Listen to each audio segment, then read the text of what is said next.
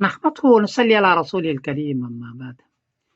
ایک صاحب نے ایک کلپ بھیجی ہے، انہوں نے پوچھا ہے کہ اہل حدیث کے بعض حضرات فرماتے ہیں کہ حضور پاک صلی اللہ علیہ وسلم کی جانب سے قربانی کرنا کوئی ثابت نہیں ہے، نہیں کرنا چاہیے، اور دوسری بات فرمایا کہ میت کی جانب سے بھی قربانی مستقلاً یہ بھی ٹھیک نہیں ہے۔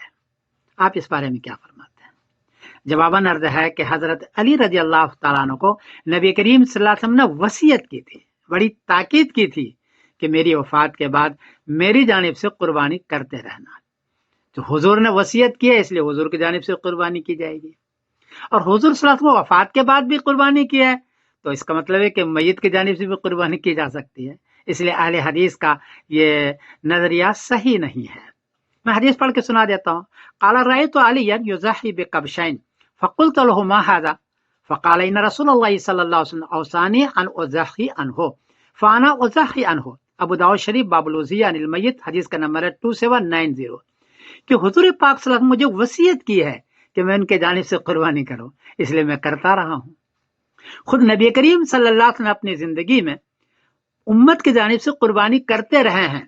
حدیث کے اندر ہے فذبح احدهما عن امته لمن شهد له لله بالتوحید وشهد له بالبلاغ۔ ابن ماجہ شریف، حدیث کا نمبر ہے 3122، کہ نبی کریم صلی اللہ علیہ وسلم نے قربانی کی، دو جانور کی، ان میں سے ایک کی قربانی کی اپنی امت کے جانب سے، چاہے وہ دنیا میں زندہ ہو یا وفات ہو، اس لیے دونوں جائز ہے۔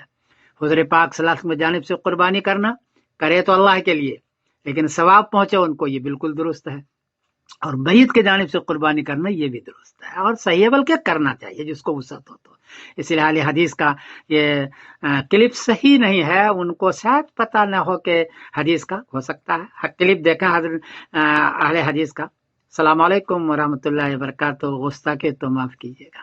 اس چیز سے پرہیز کیجیے، کیونکہ رسول اللہ صلی اللہ علیہ وسلم نہ صحابہ کو حکم دیے کہ میرے بعد میرے نام سے کاٹو۔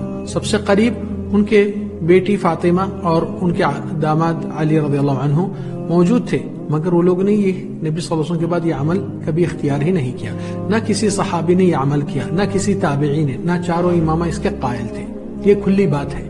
اب آپ اپنے ذہن میں اپنے دماغ سے کام چلا رہے ہیں، یہ تو بدعات میں شمار ہوتا، نہ کہ سنت کے مطابق عمل ہوتا، کیونکہ قرآن سے آپ ٹکراؤ مت۔ قرآن کھلی بات بتا دیا کہ نبی کو معافی ہو گئی۔